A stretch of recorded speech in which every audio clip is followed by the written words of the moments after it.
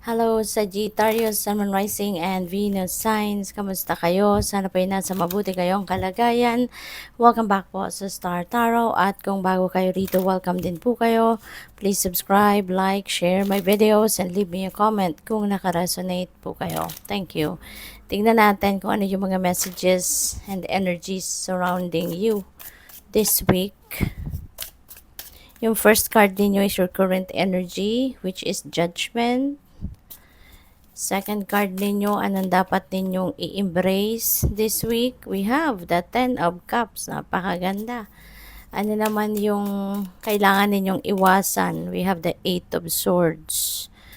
Ano yung accomplishment or possible na maging accomplishment ninyo? We have the King of Swords and we have the Page of Swords.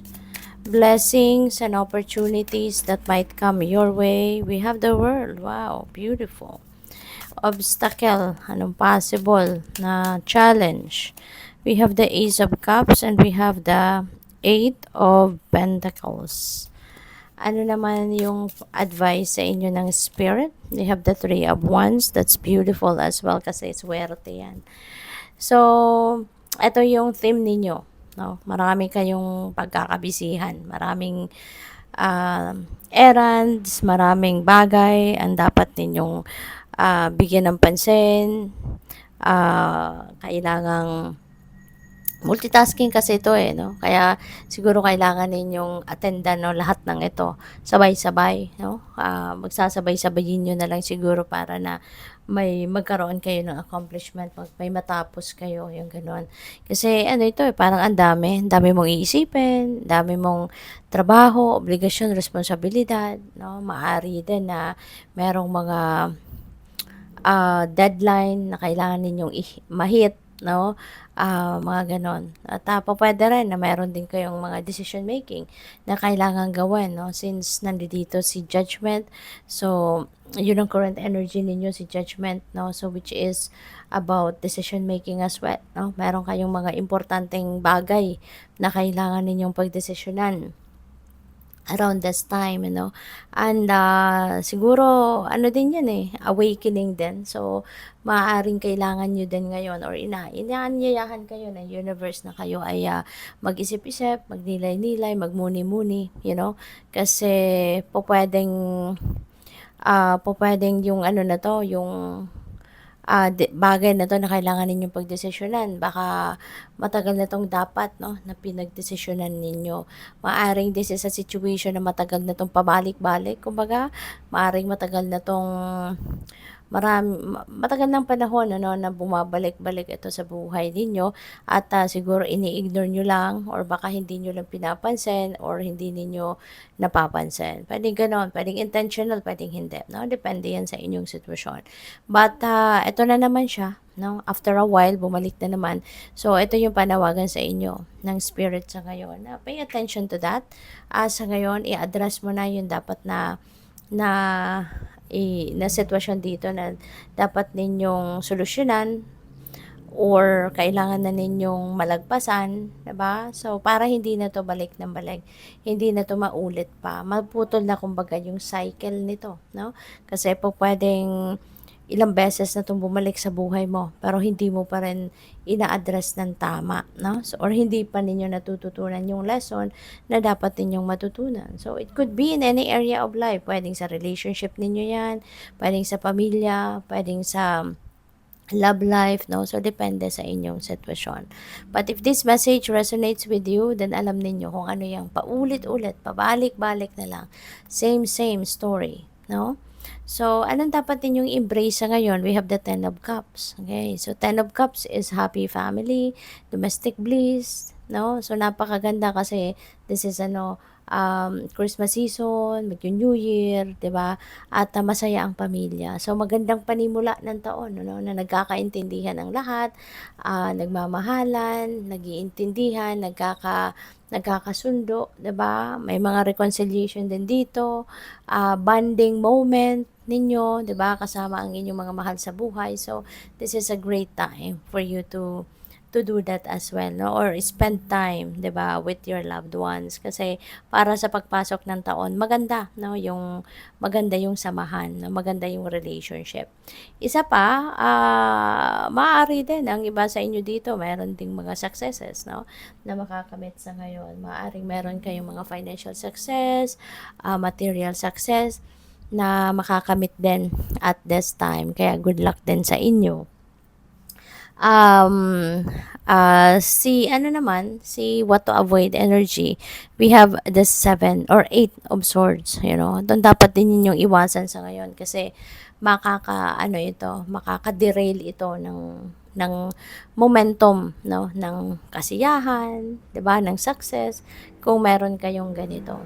No, si 8 of swords kasi ano to yung parang feeling ninyo you're powerless. Siguro feeling ninyo dito wala kayong magawa, 'di ba? Meron kayong magagandang ideya, magagandang plano, pero hindi ninyo magawa kasi sa tuwing sisimulan ninyong gawin parang something is holding you back, no? Maaring takot, pagdadalawang isip, 'di ba? Pupuwedeng gano'n. So negative thinking ito, no, for sure. Kaya sana ito yung iwasan ninyo, no? Iwasan ninyong magkaroon kayo or maiwasan ninyong um, ito yung maramdaman ninyo. Kasi sayang, no? Nung ng mga opportunities na dadating, sayang ng mga, posibilidad. There's so much potential out there para umasenso ka, para maging mas masaya ka, 'di ba? Sayang kung ito yung i-embrace ninyong energy. Okay? Kaya iwasan ninyo ito na mag-negative thinking kayo. So, ano naman yung accomplishment ninyo? So, we have Page of Swords. Siguro marami kayong research na ginagawa. Marami kayong gustong alamin, gustong matutunan. Maybe you are studying, maybe you're doing research, no? Nagpapatulong din siguro kayo sa ibang tao. Para makakuha kayo ng mas marami pang impormasyon, no? Na pwedeng makatulong sa inyong pagdedesisyon, gano'n. Or makatulong sa inyo sa inaaral ninyo, 'di ba? Kasi ang iba din siguro sa inyo baka nag-schooling, formal schooling, yung mga gano'n. So, we also have the King of Swords. Ayan. So, si King of Swords naman, this is something this is someone na baka nasa mataas na posisyon na siya sa kanyang mataas na posisyon sa kanyang trabaho, sa kumpanya, 'di ba? Maaaring nasa position of authority. Ito, kayo, no? Sagittarius. Or pupuwedeng kayo yung merong kailangan, no, sa isang katulad ni King of Swords. Baka kailangan ninyo dito ng katulong, kailangan ninyo rito ng someone na makakapag-advise din sa inyo. Kaya baka kailangan ninyo dito ng someone na ah, makukonsulta ninyo, no? Kung hihingi kayo ng advice, kung hihingi kayo ng hihingi kayo ng opinyon, 'di ba? Pupuwedeng gano'n. So, maaari dati, baka nagdadalawang isip kayo, pero ngayon maaaring 'yan ay gagawin ninyo. Maaaring 'yan ay lalapitan na ninyo, 'di ba? Maaaring ngayon talagang, sisikapin ninyo na magkaroon kayo ng mga impormasyon na pupuwedeng makatulong sa iyo para umusad kayo sa buhay, no? Or sa mga desisyon na gagawin ninyo, no? So, ano yung blessings and opportunities that might come your way, which is really very beautiful, see the world, no? Talagang time ito ng accomplishment, eh. This is time for achievement, no? Meron kayong mga contracts, trabaho, examinations, whatsoever, no? Na magkakaroon ng magandang resulta. At ito ay matatapos na. Kumbaga, ito na yung pinnacle of success, no? Makukuha mo na, parang ganon. So, ito ay panahon talaga ng panahon ng tawag dito, panahon ng pagse-celebrate kasi nga, meron kayong mga matatapos na. Meron na kayong mga maa-accomplish na sa ngayon. Kaya, i-celebrate din ninyo yan. Okay? Pupuwede na ng iba sa inyo dito magkakaroon ng opportunity to travel. At ang travel na to could be, travel papuntang abroad, travel papuntang other parts of the country, yung gano'n. At pupuwedeng yung opportunity na travel yan is dahil sa mga bagong oportunidad na dadating. Kasi 'di ba meron kayo ditong accomplishment, meron kayong matatapos ng trabaho, kontrata, whatsoever. So, kapag may nagtatapos, 'di ba, merong magsisimula. Kaya maaaring yung travel na 'to also is related doon sa bagong sisimulan ninyong bagong ganap, 'no. Baka magsisimula kayo ng bagong career somewhere else, 'di ba? Negosyo, maaaring mag-e-expand kayo somewhere else, yung gano'n. So, ano yung, possible na maging obstacle ninyo this week, 'no, challenge? We have the Eight of Pentacles and we have the Ace of Cups. So, si Ace of Cups napakaganda nito, eh, kasi ano ito, eh, blessings, 'no? These are blessings, si Ace of Cups siksik-liglig umaapaw na biyaya 'no, ang pupuwedeng ipadala sa inyo. Pero since nasa challenge energy siya, baka ano kayo, baka tawag dito, baka madi-distract kayo 'no, at hindi ninyo mapapansin yung mga biyayang dumadating sa'yo.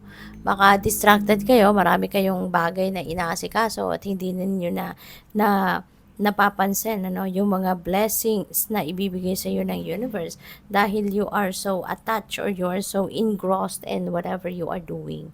Kaya baka hindi ninyo 'to mapapansin, hindi ninyo maa-appreciate, 'di ba? Yung mga magagandang bagay din na dumating sa iyo. Kasi sobrang ano kayo, sobrang engrossed kayo in something that you are focusing on before pa dumating yung mga biyayang ito, no?